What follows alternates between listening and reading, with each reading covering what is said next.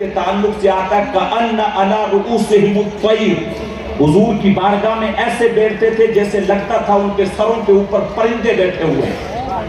ابو جہل جب لشکر لے کے مسلمانوں کے ساتھ جنگ کرنے کے لیے آیا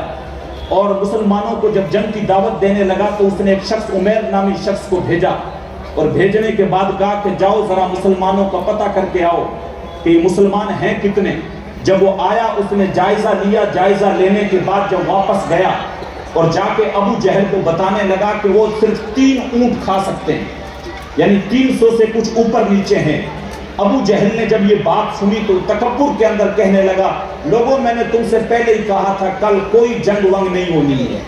کل کوئی لڑائی نہیں ہونی ہے، کل ہم لوگ کیا کریں گے کہ ان کو اونٹوں کی پشتوں پہ باندھیں گے اور حرم صحن میں لے جا کے، مکے کے صحن میں لے جا کے ان کا تماشا بنائیں گے، لوگوں کو بتائیں گے کہ یہ نیا مذہب لے کے آئے تھے اور آج لوگوں کے سامنے ان کا تماشا بن رہا ہے۔ ابو جہل نے جب تکبر والے وہ کلمے کہے اور کہا کہ کل جنگ نہیں ہونی ہے، ہم نے ان کی اونٹوں کی پشتوں پہ ان کو باندھنا ہے اور کعبے کے صحن میں لے جا کے ان کا مذاق اڑانا ہے۔ جب ابو جہل تکبر میں بات کرنے لگا، وہ عمیر جو صحابہ کرام کا منظر حضور کی بارگاہ میں دیکھ کے آیا تھا، عمیر جو ہے ابو جہل سے کہنے لگا ابو جہل میں بڑے بڑے بادشاہوں کے درباروں میں گیا ہوں، میں کیسر و کسرا بھی گیا ہوں، میں نے بڑے بڑے بادشاہوں کے درباریوں کو دیکھا ہے، لیکن میں نے ایسا کہیں نہیں دیکھا جہاں محمد رسول اللہ کے صحابہ حضور کے ساتھ کرتے ہیں۔ جب وہ وضو کرنے لگتے ہیں تو وہ پانی کے قطرے زمین پہ گرنے نہیں دیتے ہیں اور اپنے ہاتھوں کے اندر لے کے اپنے چہرے پہ مل لیتے ہیں۔ حضور لعاب دہن جب زمین پہ ڈالنے لگتے ہیں تو وہ اپنے ہاتھوں میں لے کے ہاتھ مل کے اپنے جسم پہ لگا لیتے ہیں، اور جو رہ جاتا ہے وہ دوسرے والے سے ہاتھ ٹچ کر کے اپنے جسم پہ لگا لیتا ہے۔ تم تو کہہ رہے ہو کہ ہم نے کل ان کو باندھنا ہے اونٹوں کی پشتوں پہ اور مکے میں لے جا کے ان کا مذاق بنانا ہے، میں تو تمہیں مشورہ دیتا ہوں کہ رات کی تاریکی سے اگر فائدہ اٹھا سکتے ہو تو اٹھا لو، رات کے اندھیرے میں اگر فائدہ اٹھا سکتے ہو تو اٹھا لو۔ میں دیکھ کے آیا ہوں کہ یسرب کی اونٹنیاں اپنی پشتوں پہ نری موتیں لاد لائی ہیں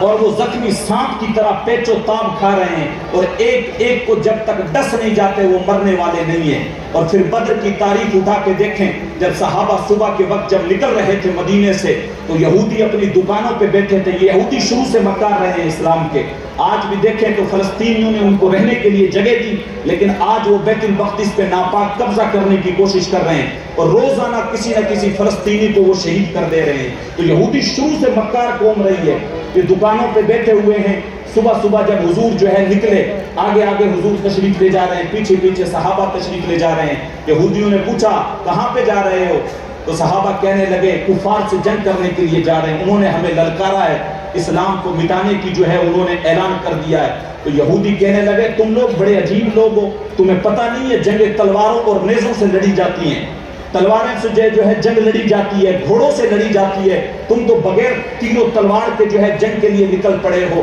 تو صحابہ کرام نے جو جواب دیا تھا، جو ان کا اللہ اور اس کے رسول کے اوپر بھروسہ تھا، جو آج کہیں نہ کہیں ہمارا ختم ہو چکا ہے، جو ان کا ادب تھا، جو ان کا توکل علی اللہ تھا، حضور کی ذات پہ جو بھروسہ تھا، حفیظ جالندری نے اپنے شعر کے اندر اس کو پرویا ہے۔ حضور کالی کملی اپنے کندھے پہ ڈال کے آگے آگے تشریف لے جا رہے تھے، صحابہ پیچھے پیچھے تشریف لے جا رہے تھے۔ یہودیوں نے پوچھا کہاں پہ جا رہے ہو؟ تمہارے پاس تو تلواریں بھی نہیں ہیں، تمہارے پاس تو نیزے بھی نہیں ہیں، جنگ تلواروں اور نیزوں سے لڑی جاتی ہے۔ حفیظ جالندری نے اس منظر کو اپنے شعر کے اندر پرویا ہے۔ تو حضور آگے آگے تشریف لے جا رہے تھے، صحابہ پیچھے پیچھے تھے، حضور کی طرف اشارہ کر کے کہنے لگے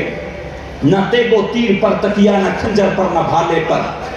نہ تیگو تیر پر تکیا، نہ کھنجر پر، نہ بھالے پر، بھروسہ ہے تو اس سادی سی کالی کملی والے پر۔ ہم جو نکل پڑے ہیں وہ جو ہے حضور کے بھروسے پہ نکل پڑے ہیں۔ پھر قرآن مجید اٹھا کے دیکھیں کہ وہ 313 جب کفار ہزار کے سامنے آتے ہیں جن کے پاس تلواریں بھی نہیں ہوتی ہیں، روایتوں میں آتے ہیں کہ وہ مدینے سے نکلتے ہوئے کھجور کی ٹہنیاں توڑ دیتے ہیں اور جس بھی کافر پہ مارتے ہیں وہ تلوار کا کام کرتی ہوئی نظر آتی ہے۔ تو وہ اللہ کی ذات پہ، حضور کی ذات پہ ان کا بھروسہ تھا۔ حضور کی بارگاہ میں بھی جب بیٹھتے تھے تو بیٹھنے کا معمول یہ تھا، راوی بیان کرتے ہیں کہ اگر مٹھی میں دانے لے کے پھینکے جائیں تو کوئی بھی دانہ زمین پہ نہ گرے، کسی نہ کسی کی جھولی میں جا کے گر جائے۔ یہ حضور کی بارگاہ میں ادب کا منظر تھا۔ یہ بھی تو حضور علیہ السلام کی مجلس ہے، ہم لوگ کس طریقے سے جو ہے وہ تماشا بنانے میں لگے ہوئے ہیں۔ किस तरीके से जो है वो शोर और शराबों में मशगूल है। आप मेरी तरफ तवज्जो रखें, आप इधर तवज्जो रखें। हम लोग जो है, हम लोग जो एक छापर हो खादिम हुसैन रजवी साहब। हेलो, माँ और बहनों से